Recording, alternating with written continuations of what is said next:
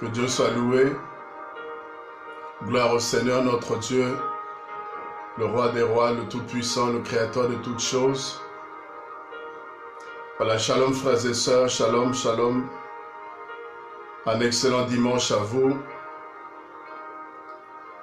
Voilà, nous sommes en direct pour partager la parole du Seigneur. J'attends que vous puissiez vous connecter, j'attends que vous puissiez vous connecter. En tout cas, j'espère que vous allez tous bien, grâce à Dieu. Voilà, nous allons commencer notre live avec voilà, quelques minutes de retard, mais il était important que nous puissions mettre tout en œuvre pour que le direct puisse bien se passer.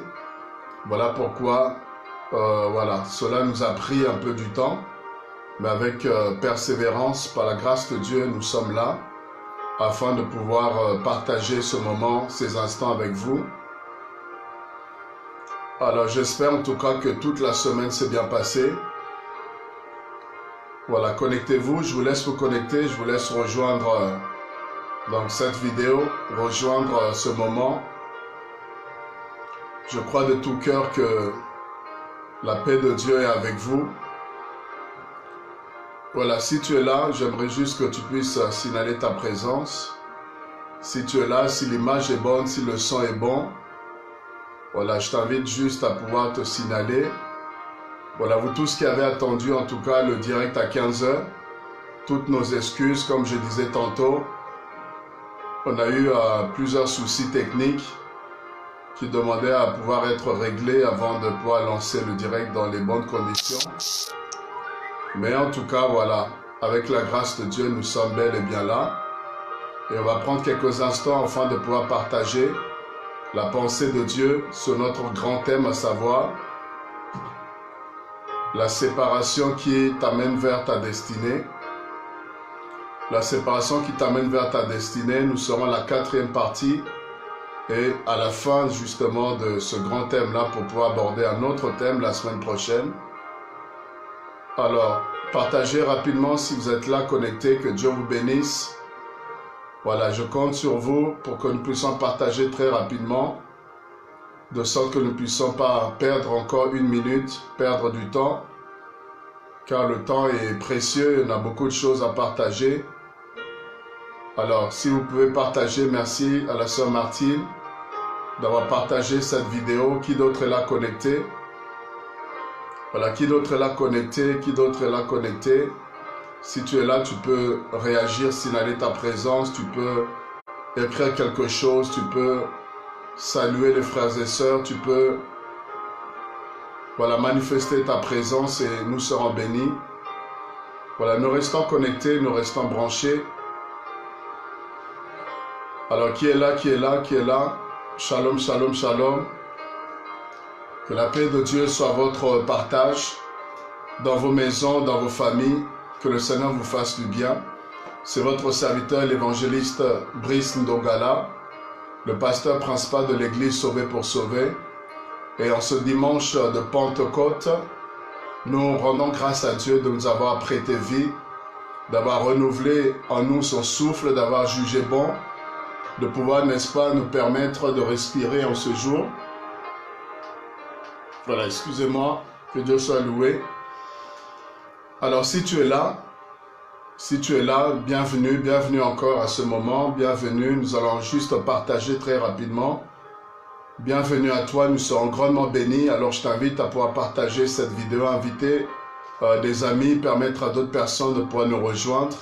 Et nous allons commencer parce qu'on a déjà perdu un peu de temps, comme je disais, avec des soucis un peu techniques, avec les aléas donc, de direct. Et par la grâce de Dieu, nous avons pu résoudre cela et nous allons commencer à partager donc un moment dans la présence de notre Dieu, de notre roi. J'aimerais juste que tu puisses m'aider à informer d'autres personnes, informer plusieurs personnes, informer les bien-aimés, informer les uns les autres, à pouvoir, n'est-ce pas, nous rejoindre, à se joindre à nous pour ce moment de célébration, à l'honneur de notre Dieu, à notre roi, Jésus-Christ de Nazareth. Alléluia. Que Dieu soit loué, que Dieu soit loué. Dieu est bon, Dieu est bon, Dieu est bon. Voilà, on va partager, rester branchés. On va juste partager très rapidement, partager. Inviter les frères et sœurs. On laisse juste le temps aux uns aux autres de pouvoir, n'est-ce pas, être informés, de pouvoir nous rejoindre. Alléluia. Voilà, pendant ce temps-là, on va partager, continuer de le faire. Continuez de le faire, que Dieu soit loué. Continuez de partager, continuez d'inviter au maximum. Continuez d'informer. Car nous ne voulons pas être seuls à partager ce moment. Nous voulons le partager avec plusieurs personnes. Nous ne sommes pas égoïstes, mais nous sommes de ceux-là qui, n'est-ce pas, croyants, pensant qu'il y a d'autres bien-aimés qui doivent connaître ces choses. Alléluia. Gloire à Dieu. Gloire à Dieu, gloire à Dieu, gloire à Dieu. La sœur Martine, que Dieu te bénisse abondamment. Alors, qui d'autre est là connecté?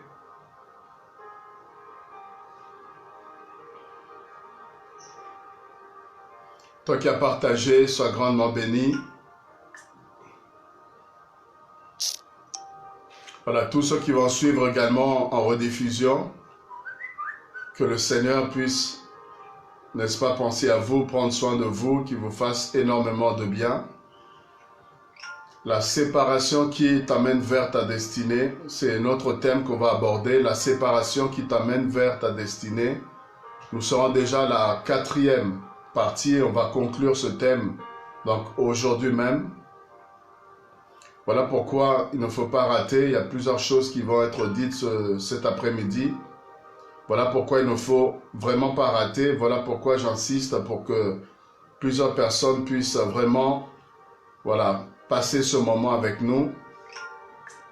La séparation, ça concerne plusieurs personnes et ça touche plusieurs niveaux, plusieurs domaines. Alors il faut écouter ce que le Seigneur veut nous aider à comprendre à travers, n'est-ce pas, son canal que je suis. La sœur Evelyne, que Dieu te bénisse. Merci pour ta présence et merci de partager, d'inviter au maximum. On va commencer maintenant, on va commencer tout de suite. Alléluia. Prions le Seigneur, rendons grâce à Dieu. Alléluia. Notre roi, notre Seigneur, notre maître, nous voulons une fois de plus exalter ton nom, te glorifier, te magnifier. Reconnaître que sans toi, Seigneur, nous ne sommes pas, ô Dieu. Alléluia, sauvés. Sans toi, Seigneur, nous ne sommes pas. Alléluia, Seigneur. Oui, en vie, parce que c'est toi qui es la vie, c'est toi qui renouvelle le souffle. C'est toi qui donnes le salut, car il n'y a aucun autre nom qui nous a été donné parmi les hommes par lesquels nous devions être sauvés, à savoir le nom de Jésus-Christ, le Sauveur de l'humanité, le Dieu glorieux, le Dieu tout-puissant, le Dieu incomparable, magnifique, alléluia. Et en ce jour, Seigneur de Pentecôte, merci Seigneur, oh Dieu, oui, parce que tu es mort à la croix pour nous sauver. Et tu n'es pas seulement mort, mais tu nous as promis la venue de l'Esprit. Tu as annoncé, alléluia, que je m'en vais. Tu as dit, je m'en vais, mais je ne vous laisserai pas orphelin. Que le Saint-Esprit, le Consolateur, viendra vers vous et il vous conduira dans toute la vérité. Merci pour l'Esprit de Dieu qui était descendu à la Pentecôte, afin de pouvoir manifester la puissance de Dieu, afin de pouvoir les remplir, les visiter, les renforcer pour qu'ils soient de véritables témoins, qu'ils soient des hommes, alléluia, qui parlent avec efficacité de l'évangile, qui annoncent avec puissance, qu'ils soient des témoins, des personnes qui ont vu et qui peuvent certifier, donner les preuves de l'existence, alléluia, de Jésus, de l'existence, alléluia, de l'homme de Galilée qui est venu sur la terre afin de démontrer la gloire de Dieu, démontrer le royaume de Dieu. Oui, tu les as remplis, Saint-Esprit, et ils ont pu bouleverser le monde. Oh, j'aime cette parole. La Bible dit, ils ont bouleversé Jérusalem. Jérusalem était remplie de l'enseignement de Jésus, parce que ces hommes étaient remplis du Saint-Esprit. Oui, Pierre qui était timide, Pierre qui avait renié, Pierre qui avait abandonné, alléluia, quelque part l'espoir, Pierre qui était désespéré. Pierre qui était retourné même en arrière. Pierre qui avait renoncé, alléluia, au maître, qui avait renié le maître devant cette femme, devant ces personnes-là. Mais ce jour-là, la Pentecôte, dans Acte 2, l'Esprit de Dieu est descendu et il a rempli ces hommes. Des langues de feu, alléluia, leur apparu. Ils ont parlé en langue, ils ont prophétisé, ils ont annoncé les vertus de l'Éternel. Ils ont manifesté le surnaturel de Dieu. Ils ont manifesté la gloire de Dieu. Parce que quand l'Esprit vient, la puissance de Dieu vient avec lui. Quand l'Esprit de Dieu vient, la gloire de Dieu se manifeste. Quand l'Esprit de Dieu vient, alléluia, les dons spirituels sont accordés. Et Pierre était saisi et il a prêché devant plusieurs personnes. Il a prêché, alléluia, oui, la résurrection de Jésus. Oui, plusieurs personnes ont été touchées, vivement touchées. Plusieurs personnes ont été saisies par la puissance de Dieu. Oui, merci Saint-Esprit. C'est toi qui as rendu Pierre efficace. C'est toi qui as rendu les apôtres efficaces. Jérusalem a été non seulement bouleversée, mais les nations, le monde entier a été bouleversé par la puissance de Dieu. Oui, le monde a été envahi, rempli, oui, de la bonne nouvelle de Jésus. Merci Saint-Esprit. Oui, frères et sœurs, la Bible dit, ne vous enivrez pas de vin, c'est la débauche, mais au contraire, soyez remplis du Saint-Esprit. Nous avons besoin du Saint-Esprit. Dans Acte 1:8, la Bible dit, vous recevrez une puissance, le Saint-Esprit survenant sur vous, et vous serez mes témoins. Nous avons besoin du Saint-Esprit. L'Église a besoin du Saint-Esprit. Voilà pourquoi tu vas prier, que le Dieu te remplisse de son Esprit, que Dieu te remplisse du Saint-Esprit. Tu as besoin du Saint-Esprit pour marcher dans la crainte de Dieu, dans la sanctification. Tu as besoin du Saint-Esprit pour mener une vie victorieuse. Tu as besoin du Saint-Esprit pour écraser la chair et ses désirs. Nous allons prier, demander la présence du Saint-Esprit, le revêtement de l'Esprit, oui, au nom de Jésus. Saint-Esprit de Dieu, remplis-nous de ta présence, revêt-nous de ta gloire. Nous avons besoin de toi. Même Jésus, la Bible dit dans Matthieu 4, Jésus rempli du Saint-Esprit. Oh, alléluia, Jésus rempli du Saint-Esprit. Et lorsqu'il est sorti du désert, Jésus revêtu du Saint-Esprit. Nous voulons être remplis de toi et revêtus de toi, Saint-Esprit. Nous avons besoin de toi. Nous avons besoin de ta présence. Conduis-nous chaque jour, dirige encore nos pas pour la gloire de Dieu. Donne-nous d'être victorieux. Donne-nous d'être, alléluia, totalement libérés. Donne-nous, alléluia, de marcher sous les œuvres des ténèbres dans le nom puissant de Jésus-Christ. Car ceux qui sont conduits par l'Esprit de Dieu sont véritablement enfants de Dieu. Oui, Saint-Esprit, saisis-nous. Conduis-nous selon la volonté du Père pour la gloire de Dieu. Que nous puissions gagner des âmes, que nous puissions impacter, que nous puissions, alléluia, gagner du terrain, que nous puissions faire reculer le royaume des ténèbres par la puissance du Saint-Esprit. Car la Bible dit, ce n'est ni par la force, ni par la puissance, mais c'est seul par l'Esprit de Dieu. Alléluia. Merci Saint-Esprit de nous aider encore à servir le Seigneur, de nous aider, alléluia, à marcher selon la volonté de Dieu, à pratiquer la parole de Dieu. Nous avons besoin de toi, Saint-Esprit. Merci parce que tu convaincs de péché, de justice et de jugement. Au nom de Jésus. Alléluia. Gloire à toi, Seigneur. Au nom puissant de Jésus. Que Dieu soit loué, que Dieu soit loué. Gloire à Dieu pour ces instants merveilleux. Alors, nous allons rentrer vivement dans notre thème pour pouvoir le finir aujourd'hui, pour pouvoir le terminer. Alors, j'espère en tout cas, comme je disais, que tout va bien chez vous. Et vous avez été bénis à travers la première, la deuxième, troisième, n'est-ce pas, partie. Pour toutes les personnes qui ont raté, allez-y simplement sur notre chaîne YouTube SPS 7 TV. Vous allez retrouver, n'est-ce pas, les 3 premières parties de notre grand thème, à savoir la séparation qui t'amène vers ta destinée. Alors, je vais tout droit, n'est-ce pas, dans la 4e partie pour pouvoir le terminer. Que Dieu soit béni. Alors, on va comprendre une chose. La Bible dit, il n'est pas bon que l'homme soit seul. Il n'est pas bon que l'homme soit seul. Et c'est un verset que nous appliquons très souvent au mariage, lorsque Dieu dit « il n'est pas bon que l'homme soit seul ». Mais nous comprenons que ce verset n'est pas seulement pour le mariage, quelque part. Donc Genèse 2, le verset 18. Genèse 2, 18, Dieu dit « il n'est pas bon que l'homme soit seul ». Et bien sûr, dans le contexte, il va créer le mariage, mais ce verset s'applique également dans la vie de tous les jours, dans l'ensemble n'est-ce pas, de la vie, il n'est pas bon que nous soyons seuls. Seul, on peut aller plus rapidement, mais seul, on ne peut pas aller plus loin. Vous voyez, parce qu'on a besoin des autres, on a besoin des grâces des autres, on a besoin des valeurs ajoutées pour pouvoir aller plus loin par rapport à là où nous voulons, n'est-ce pas, arriver à notre destination. Amen. La vie n'est pas faite pour être vécue en autarcie, la vie n'est pas faite pour être vécue, n'est-ce pas, seul dans son coin. Autrement, il faudra aller dans une île déserte où il n'y a personne et là, vivre sa vie et on verra que quelque part, nous serons très très limités parce que la vie est faite de rencontres. Vous voyez, ça, il faut déjà comprendre, la vie est faite de rencontres, la vie est faite, n'est-ce pas, d'échanges, la vie est faite de partage, la vie est faite d'ajout. Vous voyez, il y a des gens qui peuvent ajouter à ce que vous avez et vous également, vous pouvez être une valeur ajoutée pour les autres. Donc la solitude n'est pas prévue par Dieu, la solitude n'est pas voulue par Dieu. Dieu veut que nous soyons, n'est-ce pas, en compagnie. Voilà pourquoi Dieu, n'est-ce pas, parle de la famille. Dieu est le Dieu de la famille. Il a créé l'homme et la femme et il leur dit multipliez-vous, soyez féconds. Donc Dieu a voulu qu'il y ait un cadre, n'est-ce pas, dans lequel l'homme et la femme et les enfants puissent se retrouver pour qu'ils puissent, n'est-ce pas, s'entraider, pour qu'ils puissent ensemble unir leurs forces et atteindre les objectifs qui étaient assignés. Alléluia. Donc il n'est pas bon dans la vie d'être seul. Dans le ministère, dans la vie en général, il n'est pas bon d'être seul. Vous voyez, les personnes qui sont dans la solitude, il arrive à un moment donné, ce sont des personnes qui peuvent déprimer. Regardez de manière générale, les gens qui souffrent de la solitude, très souvent la dépression n'est pas très loin. Parce que tu as besoin de parler, vous voyez. Même les gens qui sont seuls, vous allez voir qu'ils prennent parfois des animaux de compagnie pour pouvoir justement leur tenir compagnie. Et vous avez des gens qui vont parler avec leurs animaux comme s'ils parlaient à des hommes.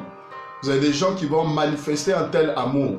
Il y a des gens qui vont être tellement proches, intimes. Ils vont être tellement complices, voilà, avec leurs animaux, comme si en fait c'était des hommes. Pourquoi? Parce que l'homme n'est pas fait pour vivre seul. L'homme a toujours besoin d'échanges, besoin de communiquer. Même si ces choses sont en train de se perdre, parce que de plus en plus le diable est en train d'emmener chacun à se resserrer, n'est-ce pas, dans son coin. Chacun à regarder son nombril. Chacun vit de manière individualiste. Chacun est dans son coin. Vous voyez des gens qui se croisent et qui n'ont même pas le réflexe de se saluer, de se dire bonjour. Quand vous saluez quelqu'un, la personne vous regarde comme si c'était anormal. Alors que quoi de plus normal que d'échanger, parce que nous ne sommes pas, n'est-ce pas, des animaux. Nous sommes des êtres humains. Et de plus en plus l'échange est en train de se perdre. De plus en plus les gens sont repliés sur eux-mêmes. Et ça, c'est un mal, frères et sœurs. Alléluia. Il n'est pas bon que l'homme soit seul. Ça, il faut déjà comprendre cela. Mais ce n'est pas parce que nous devons être entourés, ce n'est pas parce qu'on doit être en compagnie, n'est-ce pas, des gens, qu'il faut se précipiter n'importe comment, voyez. Il faut se mettre dans des relations en désordre, non. Il faut choisir ses relations. Il ne faut pas se mettre, n'est-ce pas, en compagnie des personnes qui vont nuire à ta vie. Ça, c'est très important. La Bible dit que les mauvaises compagnies, dans 1 Corinthiens 15, 33, que les mauvaises compagnies corrompent les bonnes mœurs. Vous voyez, les mauvaises compagnies corrompent les bonnes mœurs. Donc, il est bien d'être entouré, mais entouré des bonnes personnes. D'entourer des personnes qui t'aident à avancer dans la vie, des personnes qui te challengent, des personnes qui ont une moralité, des personnes qui peuvent te permettre de gagner du temps. Vous voyez, si vous entourez des mauvaises personnes, et là, vous allez au contraire perdre du temps. Vous allez au contraire vous retrouver dans certaines situations très très compliquées. Pourquoi? Parce que votre entourage, n'est-ce pas, vous a conduit, introduit dans certaines erreurs ou vous retardez dans votre destinée. Donc, choisissez bien vos amis, choisissez bien les personnes, n'est-ce pas, qui doivent vous entourer, les personnes avec qui vous voulez marcher. Vous devez choisir parce qu'il y a la loi de l'influence. Celui qui traîne avec les faux finira par devenir faux. Celui qui traîne avec des hypocrites, l'hypocrisie va se déteindre sur lui. Et vous devez choisir, n'est-ce pas, des personnes qui ont une bonne moralité, qui peuvent vous aider à pouvoir aller plus loin, là où Dieu vous attend, plus loin par rapport à votre destinée, à votre appel, par rapport à ce que vous êtes en train de faire. Dans un domaine bien précis, choisissez des personnes qui ont réussi, des personnes qui ont une avance sur vous, des personnes qui ont commencé les choses avant vous et qui peuvent vous dire, attention, là on ne fait pas ceci, on ne fait pas cela. Attention, telles erreurs, il faut éviter parce que moi-même je l'ai fait, voilà ce que ça m'a coûté. Donc vous avez besoin des conseils. Vous avez besoin d'écouter des personnes qui vous ont précédé, des précurseurs, des personnes qui sont en avance, n'est-ce pas, sur vous.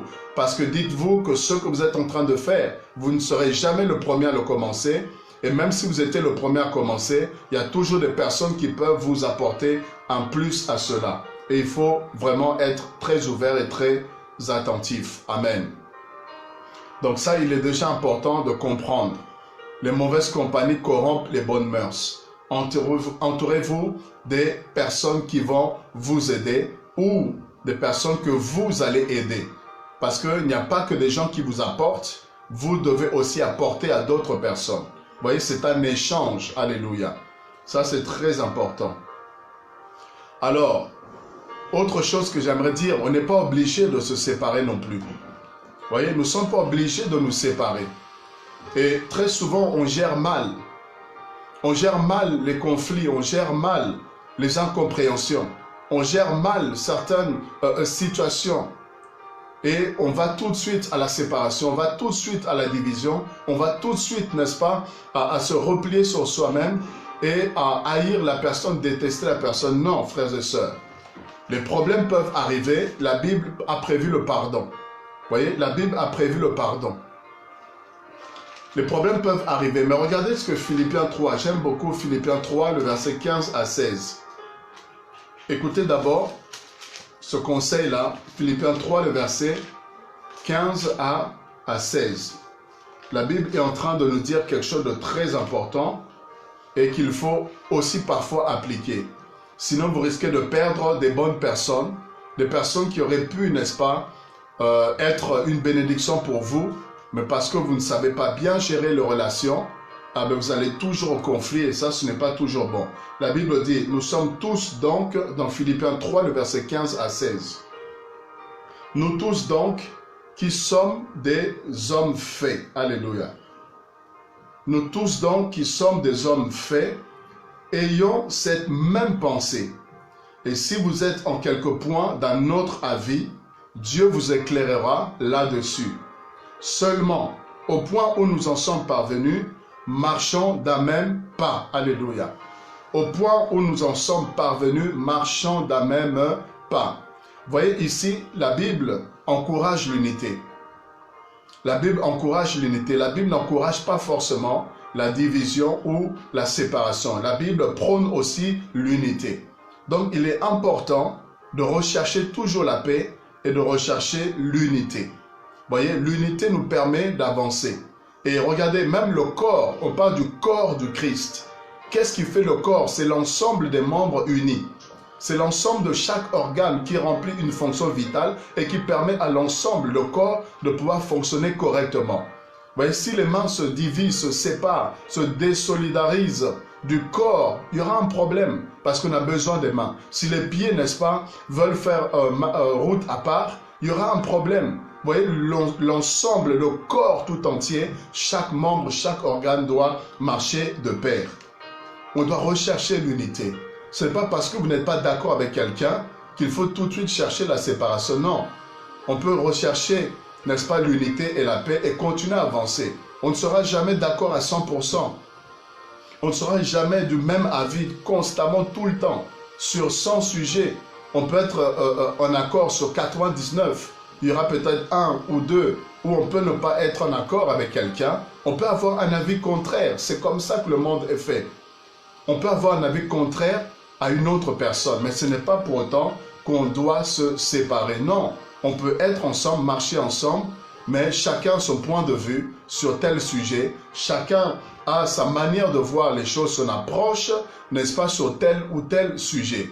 Mais il y a des points, n'est-ce pas, qui sont importants, capitaux, et où on doit être d'accord. Vous voyez, les 7 vérités fondamentales, par exemple, dans Éphésiens 4, là, nous devons être d'accord. Il y a des doctrines, il y a des points, n'est-ce pas, essentiels de l'évangile où on doit être d'accord. Mais il y a d'autres choses où ce n'est pas salutaire.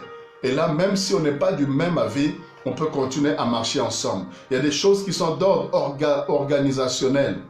Et on peut ne pas être d'accord, mais ça n'empêche pas de pouvoir marcher ensemble. Ça, c'est très, très, très important à comprendre cela. Mais la séparation est aussi prévue par Dieu. La séparation, quelque part, est aussi dans la Bible. On retrouve la séparation dans la Bible. Donc, Dieu sait qu'il y a un moment donné, les hommes ne peuvent vraiment pas être d'accord. Vous voyez, la différence est tellement importante. La différence est tellement significative que des personnes ne peuvent plus à un moment donné marcher ensemble. S'ils restent ensemble, ça ne peut pas tenir. Parce que la vision, vous voyez, souvent c'est un problème de vision. Quand les visions s'opposent, il est difficile de marcher ensemble. Si quelqu'un va aller à gauche, l'autre va aller à droite. Si quelqu'un veut fonctionner d'une telle manière et l'autre a une autre façon de fonctionner et qui s'oppose carrément, c'est là où, à un moment donné, après avoir parlé, après avoir essayé de trouver des concessions, s'il n'est vraiment pas possible de pouvoir concilier, c'est là que la séparation peut intervenir. Alors, allons-y directement dans Genèse chapitre 11 et on va essayer de comprendre cela. Genèse chapitre 11. On va essayer de prendre l'histoire d'Abraham, pour essayer de comprendre un peu par rapport à la séparation. Ici, donc dans Genèse 11, regardez avec moi au verset 31. Genèse 11, le verset 31. Alléluia. Est-ce que vous êtes bénis? Genèse 11, le verset 31. Et là, c'est pareil dans le mariage aussi. Vous n'êtes pas obligé de divorcer. Vous pouvez ne pas être d'accord, vous pouvez ne pas, n'est-ce pas, vous entendre sur certains points, mais ce n'est pas pour autant forcément qu'il faut divorcer, qu'il faut se séparer. Non. Comme la Bible dit, discuter, parler. Très souvent aussi, c'est parce que les gens ne discutent pas. Il y a un manque de dialogue, il y a un manque d'échange. Vous voyez, des hommes marchent ensemble, il y a quelque chose qui ne t'a pas plu, mais tu ne parles pas. Tu ne parles pas, tu accumules des choses. Et à un moment donné, tu ne peux plus. C'est la goutte d'eau qui va faire déborder le vase. Dans les relations, il faut dialoguer. Il faut parler. Quand il y a quelque chose qui ne va pas, il faut dire les choses. Et là, ça permet de pouvoir avancer. Sinon, vous cumulez. Et à un moment donné, vous ne pouvez plus supporter la personne. Et là, vous allez vous séparer et parfois en tête à queue. Et ce qui n'est pas forcément une bonne chose. Amen. Vous pouvez vous séparer de quelqu'un et rester en bon terme. Vous pouvez prendre des distances avec une personne, mais rester en bon terme. C'est très important. Amen. Et aussi parce que les relations, des fois, ne sont pas sincères. Voilà pourquoi il y a des séparations. Parce que des fois, les relations ne sont pas sincères. Dès le départ, en fait, il y a des intérêts. Dès le départ, on n'approche pas la personne, mais on approche ce que la personne a. Et c'est ça qui fait que lorsqu'on n'arrive pas à obtenir gain de cause, lorsqu'on n'arrive pas à recevoir de la personne ce qu'on est venu chercher, parfois on est frustré et ça mène vers les séparations. Apprenons à nous aimer véritablement. Apprenons à nous considérer. Apprenons à nous respecter dans les relations et ça aide à solidifier, n'est-ce pas, les liens, les relations. Alors je reviens dans Genèse 11, le verset 31. Regardez ce que la Bible dit. Téra prit Abram, son fils, et Lot, fils d'Aaron, fils de son fils, et Sarai, sa belle-fille, femme d'Abram, son fils. Ils sortirent ensemble d'Ur, en Chaldée, pour aller au pays de Canaan. Ils vinrent jusqu'à Charan, et ils y habitèrent. Les jours de Téra furent 205 ans. Et Téra mourut à Charan. Alléluia. J'aimerais vous expliquer quelque chose de très profond. Vous voyez, ici, on nous parle de Téra. Téra qui est le père, n'est-ce pas, d'Abram. Et qu'est-ce que Téra signifie? Vous voyez, la signification de Téra nous aide à comprendre quelque chose par rapport à la vie d'Abram. Et Téra signifie retard. Terah signifie retard. Littéralement, Terah signifie retard. Et on nous parle d'Abraham qui est avec Terah, son père. Mais quelque part, tant que Terah est là, on voit qu'Abraham ne rentre pas véritablement dans son appel. Abraham ne rentre pas dans sa destinée. Abraham ne rentre pas dans son histoire avec Dieu. Abraham, n'est-ce pas, ne rentre pas dans son identité véritablement par rapport à ce que Dieu voulait faire avec lui. Alléluia. On parle de la destinée. Tu as une destinée, tu as quelque chose à faire dans ce monde. Il y a une raison pour laquelle Dieu te garde en vie, mais tant que Terah est là, quelque part, tu ne peux pas avancer, tu ne peux pas aller loin. Ici, Terah donc signifie retard, et tant qu'Abraham est avec, n'est-ce pas, Terah, c'est comme si Abraham est bloqué, c'est comme si Abraham est freiné, c'est comme si les choses ne se déclenchent pas, c'est comme si les choses, n'est-ce pas, ne se décomptent pas avec Dieu, c'est comme si Dieu a quelque chose à faire avec Abraham, mais tant que Terah est là, Abraham est retardé. Alléluia. Abraham est retardé. Frères et sœurs, quels sont les Terahs de ta vie? Il y a des choses qui te retardent comme Terah. Il y a des choses qui sont des freins. Il y a des choses qui sont des boulets. Il y a des personnes même qui sont des freins. Tu as un appel de Dieu. Tu as, n'est-ce pas, quelque chose à faire avec le Seigneur. Tu as une entreprise à bâtir. Tu as des études à faire. Tu as des projets que tu vas atteindre. Tu as des objectifs que tu voudrais, n'est-ce pas, voir accomplis. Tu as des rêves que tu voudrais réaliser. Mais quels sont les Terahs? Quels sont les Terahs, les choses qui te retardent ou les personnes qui te retardent? Bien-aimé, si tu veux avancer, tu dois faire l'inventaire. Tu dois regarder autour de toi. Quelles sont les personnes qui t'aident à avancer? Quelles sont les personnes qui peuvent apporter un plus à ta vie? Quelles sont les personnes qui contribuent à ton épanouissement? Il y a des gens qui sont autour de nous mais qui ne sont pas avec nous. Il y a des gens qui sont autour de nous mais qui ne sont pas avec nous. Je répète encore, il y a des gens qui sont autour de nous mais qui ne sont pas forcément avec nous. Alléluia. Terah signifie retard. Qu'est-ce qui te retarde? Qu'est-ce qui te freine? Qu'est-ce qui te bloque? Est-ce ton environnement? Est-ce, n'est-ce pas, des personnes, des amis? Vous avez des amis, tant que vous êtes avec eux, vous ne pouvez pas avancer dans la vie. Des personnes qui vous tirent toujours vers le bas. Des personnes qui vous tirent toujours vers l'arrière. Et tant que vous ne prenez pas la décision de vous séparer de certaines distractions, de certaines personnes qui sont des distractions, frères et sœurs, vous ne pouvez jamais atteindre votre objectif. Voici que Terah, n'est-ce pas, va mourir. Le verset 32, Terah va mourir. Terah qui signifie retard, on voit qu'il va mourir. Et regardez tout de suite après, Genèse 12. Après la mort, n'est-ce pas, de Terah, regardez ce qui se passe. Alléluia. Est-ce que quelqu'un est béni? Je ne vois pas vos commentaires. Est-ce que quelqu'un est béni? Après la mort de Terah, qu'est-ce qui va se faire? Dieu vient voir Abraham. Dieu visite Abraham. Dieu vient parler à Abraham. Dieu vient se révéler à Abraham. Dans Genèse 12, le verset 1er.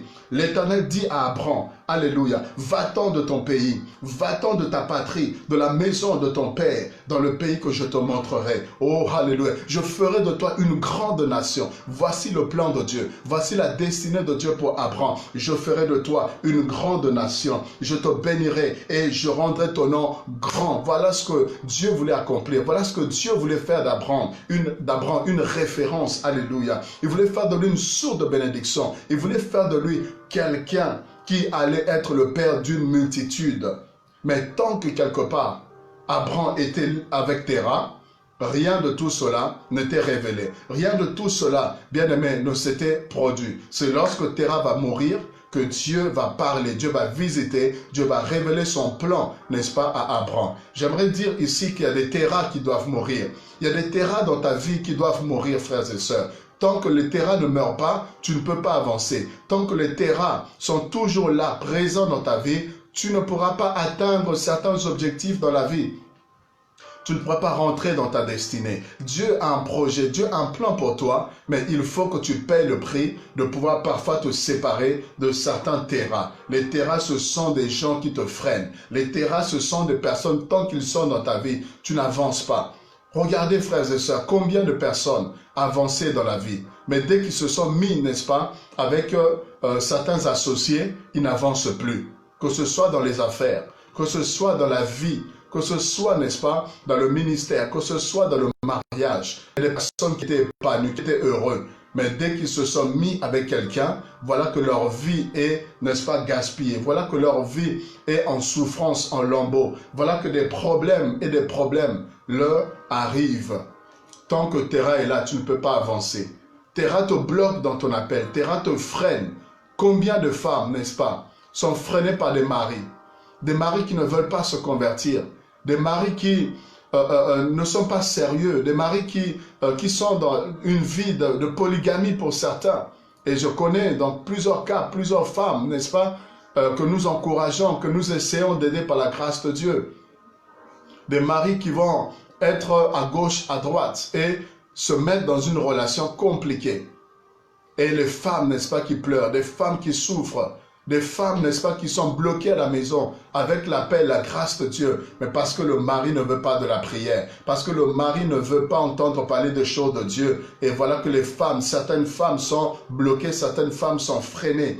Et il y a aussi des hommes qui ont l'appel de Dieu, mais qui ont épousé des mauvaises femmes, ou qui ont rencontré des mauvaises femmes et qui sont comme des terrains qui les retardent dans leur appel, qui les retardent, frères et sœurs, alléluia, dans leur ministère, qui les retardent dans la vie. Des mauvaises femmes qui sont comme des caries, qui sont comme, n'est-ce pas, la carie des dents et qui empêchent l'épanouissement, l'évolution de ces hommes-là. Et tant qu'il y a des terrains, frères et sœurs, il est difficile d'avancer. Voilà pourquoi vous qui n'êtes pas encore mariés, faites des bons choix dans le mariage. Vous qui n'avez pas encore d'associés dans le travail, faites, n'est-ce pas, des bons choix. Jésus a prié toute la nuit pour choisir des personnes qui devaient marcher avec lui. Il a prié. Il n'a pas dit « je suis le Fils de Dieu, alors je veux seulement choisir les personnes comme ça ». Il a prié toute la nuit et ensuite il a choisi les personnes qui devaient l'accompagner. Faites des choix, priez la personne qui doit vous accompagner dans la vie, dans le mariage. Priez le Seigneur, faites les choix qu'il faut. Et vous qui êtes déjà mariés, frères et sœurs, ben vous devez rester dans le mariage. Je n'encourage pas de divorcer. Je n'encourage pas de pouvoir se séparer, non. Mais je dis simplement que lorsqu'il y a des terrains, vous serez bloqués, vous serez freinés. Combien de personnes pleurent-ils? Combien de personnes qui avaient la grâce de Dieu, qui avaient, n'est-ce pas, un avenir avec le Seigneur, un avenir simplement dans les affaires, dans les études, combien avaient des rêves, mais parce qu'ils ont rencontré une mauvaise personne, leurs rêves sont enterrés. Leurs rêves sont complètement détruits. Ce ne sont plus de bons rêves, mais ça devient des cauchemars qu'ils vivent tous les jours parce qu'ils ont rencontré les mauvaises personnes. C'est lorsque Terra va partir, lorsque Terra va quitter ta vie, c'est ainsi que tu pourras avancer. Alléluia. Et qu'est-ce qui va se faire? Je poursuis. Le verset 4. Dieu demande à Abraham de pouvoir sortir, de quitter, n'est-ce pas, sa patrie. Et Abraham va le faire, il va obéir à cela. Au verset 4. Abraham partit comme l'Éternel le lui avait dit. Et Lot partit avec lui. Alléluia. Lot partit avec lui. Voilà ici quelque chose d'autre que j'aimerais vous expliquer. Après avoir compris par rapport à Terra, mais ici on nous parle encore de Lot. Donc Terra signifie retard, mais ici Lot signifie voile. Ceux qui cachent, ceux qui voilent, ceux qui aveuglent. Voyez, c'est ce que Lot littéralement signifie. Donc Abraham sort, n'est-ce pas, quelque part de l'influence de Terra, mais ici il va prendre avec lui Lot. Et il va avancer avec Lot. Lot signifie voile. Lot signifie ceux qui aveuglent. Vous voyez, aveugle, aveuglé. Lot signifie ce qui est caché. Vous voyez? Donc quelque part, Abraham avait un autre problème avec Lot. Tant qu'Abraham était avec Lot, c'est comme si Abraham était voilé. C'est comme si Abraham, n'est-ce pas, n'avait pas une vision claire. C'est comme si la vue d'Abraham avait pris un coup. Pourquoi? Parce que celui avec qui il marchait, celui qui était avec lui, était un voile. C'est le voile. Lot signifie voile, voilé. Signifie, n'est-ce pas, couverture. Signifie quelque chose qui nous empêche de voir. Frères et sœurs, il y a des personnes, tant que vous êtes avec elles, elles vous empêchent de voir votre destinée. Elles vous empêchent de voir votre grandeur. Elles vous empêchent de voir votre valeur. Il y a des personnes qui vous empêchent de voir le potentiel qui est en vous. Pourquoi? Parce que elles ne font que vous minimiser. Elles ne vous considèrent pas. Ces personnes ne font que vous rabaisser et elles vous empêchent, n'est-ce pas, de prendre conscience de ce que vous êtes et de ce que vous pouvez encore davantage être. Alléluia. Il y a des gens qui vous montrent que le négatif, que le mauvais côté des choses et qui vous empêchent de voir correctement les choses. Il y a des gens qui vous montrent que les mauvais côtés, mais ils ne vous montrent pas le bien. Ils vous montrent que ce qui ne va pas, mais ils ne montrent jamais ce qui peut aller ou comment sortir de tel ou de tel problème. Les Lot sont des personnes qui vous aveuglent. Des personnes qui vous aveuglent par rapport à votre projet, qui vous aveuglent par rapport, n'est-ce pas, à la vision de Dieu. Des personnes qui tuent votre vision, des personnes qui tuent votre rêve, qui tuent vos projets.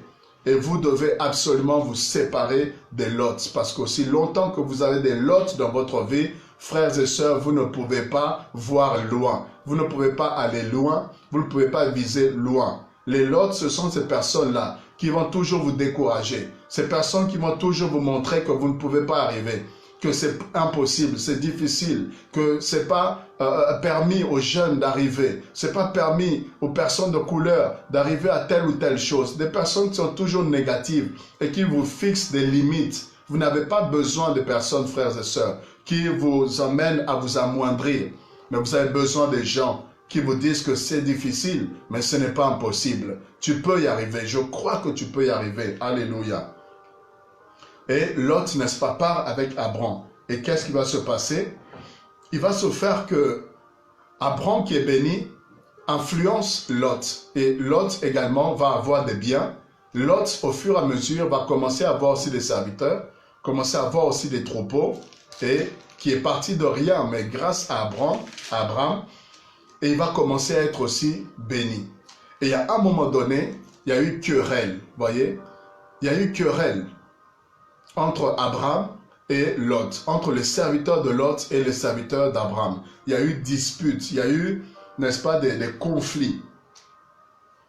Il y a eu des conflits qui vont se passer et Abraham a compris quelque chose. Tant que Lot n'avait pas, il était soumis à son oncle.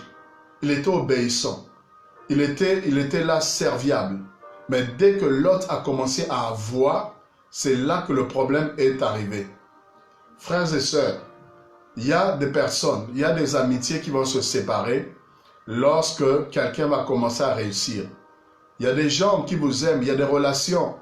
Tant que vous êtes en galère, tant que vous êtes, n'est-ce pas, dans une certaine situation, il y a certaines relations qui restent. Mais dès qu'il y a émergence, dès que tu commences à évoluer, dès que quelqu'un commence à avancer, il y a des relations qui ne supportent pas l'évolution. Il y a des relations qui ne supportent pas la progression. Il y a des relations, bien aimées, qui ne résistent pas lorsque quelqu'un sort la tête de l'eau. Automatiquement, il y a une jalousie qui se crée. Automatiquement, il y a une frustration qui se crée et ça casse la relation.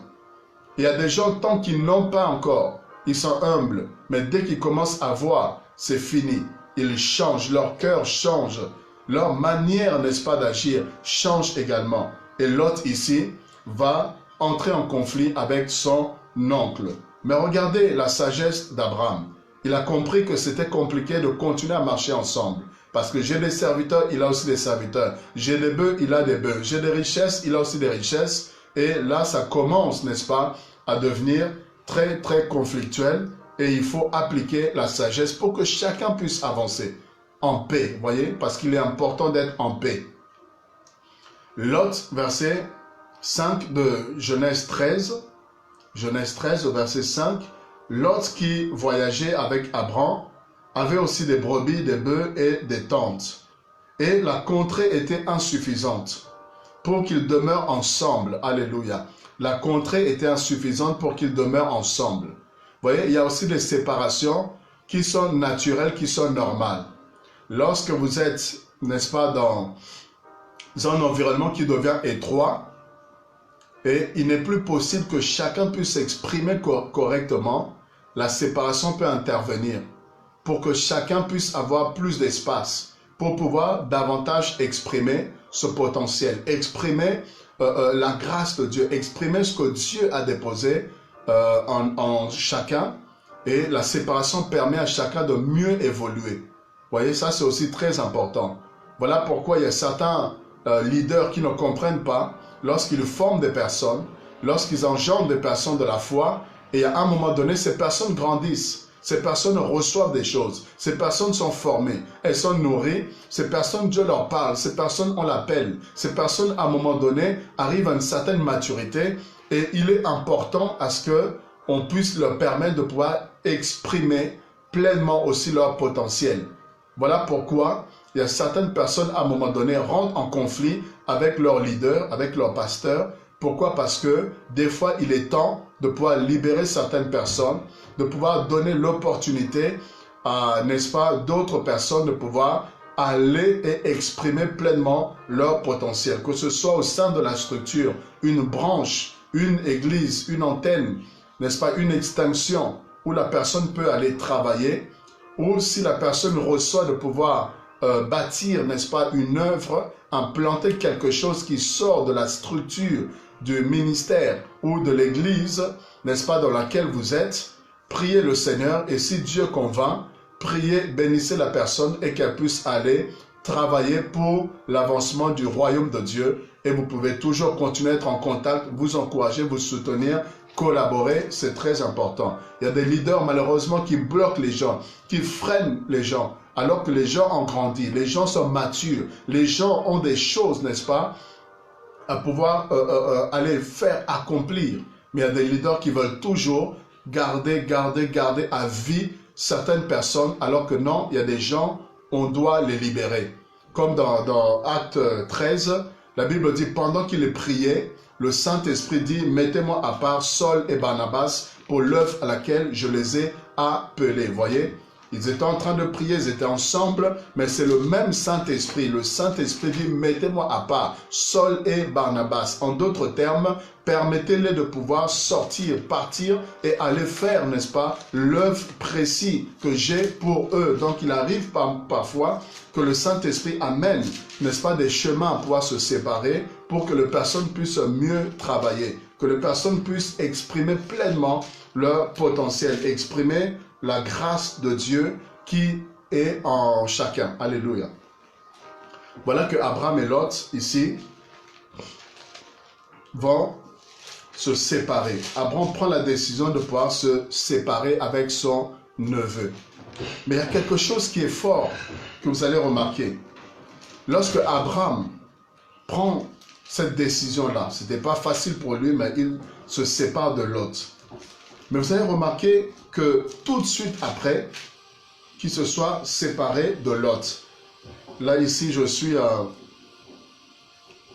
au verset 8.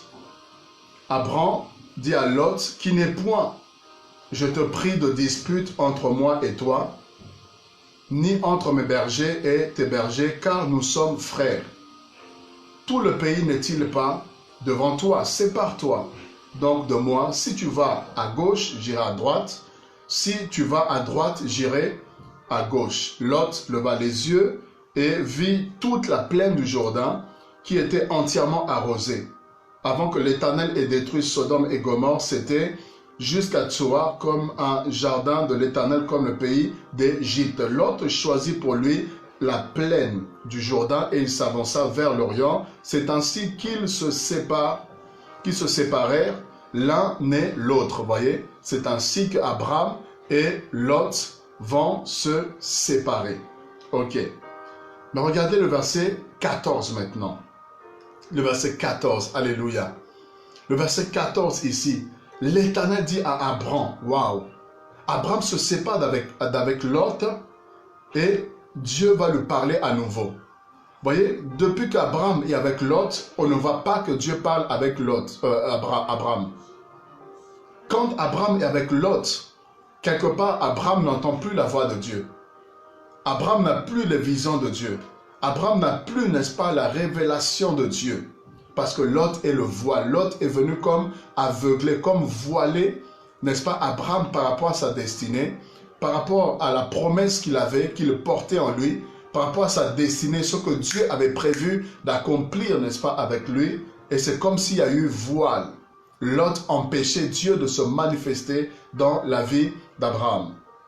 Et quand Abraham se sépare avec Lot, eh bien, qu'est-ce qui se passe? Le verset 14, l'Éternel dit à Abraham, waouh, après que Lot se fut séparé de lui, waouh, c'est comme si Dieu attendait seulement ce moment. C'est comme si Dieu attendait seulement qu'Abraham se sépare de Lot pour pouvoir lui parler à nouveau, pour pouvoir l'orienter de nouveau, le diriger de nouveau. Et Dieu lui dit quoi? Lève les yeux. Waouh, bizarrement. Dieu se révèle à lui et Dieu lui dit quoi? Lève les yeux. En d'autres termes, puisque Lot n'est plus avec toi, puisque maintenant tu n'es plus aveuglé par les sentiments, puisque maintenant le voile est ôté, tu as maintenant la capacité de lever les yeux. C'est pourquoi Dieu dit à Abraham, lève les yeux. Et tu ne peux que lever les yeux lorsque Lot n'est plus avec toi. Lorsque tu te sépares de Lot, tu vois maintenant, bien-aimé, le plan de Dieu. Tu vois le projet de Dieu. Tu vois l'importance de certaines choses. Tu vois que Dieu compte sur toi. Tu vois que tu as un appel de Dieu. Tu vois que tu as un ministère de Dieu. Tu vois que tu peux avancer avec le Seigneur. Tu peux entrer, n'est-ce pas, dans ce que Dieu a prévu pour toi. Tu peux lever les yeux et voir ta vie, bien-aimé. Voir le salut. Voir la vie éternelle à laquelle Dieu t'a appelé, Dieu t'a destiné. Lève les yeux et du lieu où tu es et regarde vers le nord, alléluia, et le midi vers l'Orient et l'Occident, car tout le pays que tu vois, je le donnerai à toi et à ta postérité pour toujours. C'est quand Lot part que Dieu vient et il redonne, il réitère ses promesses. Dieu vient et il dit à Abraham de lever les yeux, de regarder, de retrouver la vision, d'autres termes, retrouve la vision. Il y a des gens qui vont te faire perdre le ciel de vue. Il y a des gens, frères et sœurs, ils vont te faire perdre la vie éternelle de vue. Il y a des gens, quand tu es avec eux, tu vas perdre le salut de vue. Tu vas perdre la sanctification de vue. Tu vas perdre, n'est-ce pas, Jésus-Christ de vue. Tu vas perdre Christ de vue. Et tu as besoin, alléluia, de te séparer de l'autre pour que tu puisses fixer tes yeux vers ce qui est important, vers ce qui est essentiel, vers ce qui est primordial. Alléluia. Voilà, bien-aimé, la pensée de Dieu pour nous. Et le verset 16, « Je rendrai ta postérité comme la poussière de la terre, en sorte que si quelqu'un peut compter la poussière de la terre, ta postérité sera aussi comptée. Lève-toi, le verset 17, « Lève-toi, parcours le pays dans sa longueur et dans sa largeur, car je te le donnerai. » Alléluia. Abraham leva les tentes et va habiter parmi les chênes de Mamré, qui sont près d'Hébron, et il bâtit là un autel à l'Éternel. J'aimerais m'arrêter ici, frères et sœurs. Vous avez compris. Abraham maintenant se lève. Il retrouve sa vision, il retrouve sa vigueur, il retrouve sa détermination. Et là maintenant, il peut avancer pour affronter sa destinée. Il y a des personnes qui vous découragent. Il y a des personnes, frères et sœurs, tant que vous êtes avec elles, vous ne faites que critiquer matin, midi, soir. Vous ne faites que parler du passé, et non jamais du présent et du futur. Il y a des personnes, quand vous êtes avec elles, vous vous rendez compte que vous devenez hypocrite, vous devenez faux, vous commencez à mentir. Ces personnes ont une influence négative sur vous. Vous commencez à baisser par rapport à la crainte de Dieu, baisser par rapport aux standards que Dieu veut pour votre vie. Et il est important, frère, de pouvoir prendre des bonnes décisions et de vous entourer des bonnes personnes qui peuvent vous aider à avancer. Car il n'y a pas que de mauvaises personnes, mais aussi des bonnes personnes. Et il n'y a pas que vous qui pouvez vous séparer des gens, mais il y a aussi des gens qui peuvent se séparer de vous, parce qu'elles estiment qu'à un certain niveau, que vous n'êtes pas forcément une valeur ajoutée, et que vous êtes en train de les tirer vers le bas. Voilà pourquoi cherchez à être toujours des personnes qui peuvent apporter un plus dans la vie des uns et des autres. Et si vous êtes ces personnes-là, on ne se séparera pas de vous. On vous gardera parce qu'on sait que vous êtes précieux. Vos conseils sont précieux. On sait que votre sagesse est précieuse. On sait que la révélation que vous avez de Dieu, elle est précieuse. Votre connaissance est précieuse. On sait que les relations que vous avez peuvent être précieuses. Donc, soyez des personnes qui peuvent être des valeurs ajoutées. l'amour que vous avez pour Dieu, le cœur que vous avez pour Dieu, votre cœur, la qualité de votre cœur peut faire qu'on a besoin de vous quelque part. Vous êtes un ami, un conseiller, vous êtes un confident, vous êtes quelqu'un qui sait garder le secret et on vous gardera aussi dans les relations parce que on va se rendre compte que de telles personnes ne courent pas des rues. Alléluia. Que Dieu soit loué. Vous avez une destinée, vous devez avancer. Et pour avancer, faites l'inventaire autour de vous. Tout ce qui ne vous permet pas d'avancer, toutes les personnes qui ne vous aident pas, ne contribuent pas dans votre vie, ou encore des personnes qui vous freinent, vous bloquent, vous retardent. Toutes les personnes qui veulent vous montrer que vous n'êtes rien, qui veulent vous montrer que vous ne pouvez pas arriver. Frères et sœurs, vous ne devez pas vous entourer de telles personnes. Entourez-vous des gens qui croient en vous, des gens qui vous considèrent, des gens qui vous estiment, des gens qui savent vous dire aussi la vérité, des gens qui savent, n'est-ce pas, vous dire quand ça ne va pas, des gens qui sont vrais, des gens qui sont sincères. Ne soyez pas entourés des hypocrites, parce qu'il se pourrait que vous soyez comme, n'est-ce pas, la mouche. Qu'est-ce que la mouche? La mouche, n'est-ce pas, on était en train de faire ceci. Et je termine là. La mouche était en train de se balader, la mouche était en train de se promener, mais se promener devant une personne qui était en train de lire son journal. Et la mouche était en train de déranger. Et vous savez qu'est-ce que la personne fait? La personne faisait ceci. Pour attraper la mouche, pour écraser la mouche. Vous voyez, dès que la mouche passait, la personne faisait ceci. Elle joignait ses deux mains. Elle joignait ses deux mains. Et vous voyez, la personne faisait ceci. Et la mouche n'a pas compris que la personne voulait l'écraser. La mouche n'a pas compris que la personne voulait la tuer, mais la mouche a cru que la personne était en train de l'acclamer. La personne a cru que la mouche a cru que la personne était en train de l'acclamer, alors qu'en réalité, la personne cherchait à l'écraser. Frères et sœurs, que celui qui a la sagesse pour comprendre, comprenne ce que je suis en train de dire. Il y a des gens, frères et sœurs, vous pensez qu'ils sont en train de vous acclamer, mais ils ne sont pas en train de vous acclamer. Ils sont en train de vouloir vous écraser. Et la mouche, si elle avait compris que ce n'était pas des acclamations, ce n'était pas des encouragements, la mouche allait fuir. Mais parce qu'elle a cru qu'on était en train de l'acclamer, la mouche est restée et finalement, elle est tombée entre les mains de cet homme-là et la mouche a été écrasée et elle est morte. Que Dieu vous bénisse abondamment. Excellent dimanche à vous. Je vous donne rendez-vous mercredi à 20h30 pour un nouveau direct avec un nouveau thème. Et le dimanche à 15h, notre réunion de célébration. Nous serons encore une fois de plus bénis. Bon dimanche, bonne semaine. Que Dieu soit avec vous dans tout ce que vous êtes et dans tout ce que vous faites.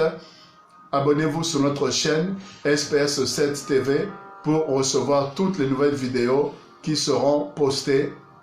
Priez pour nous, soutenez-nous de quelque manière que ce soit pour que le travail que Dieu nous donne de faire puisse avancer et Dieu ne manquera pas de vous bénir. À très bientôt. Shalom, shalom, shalom frères et sœurs.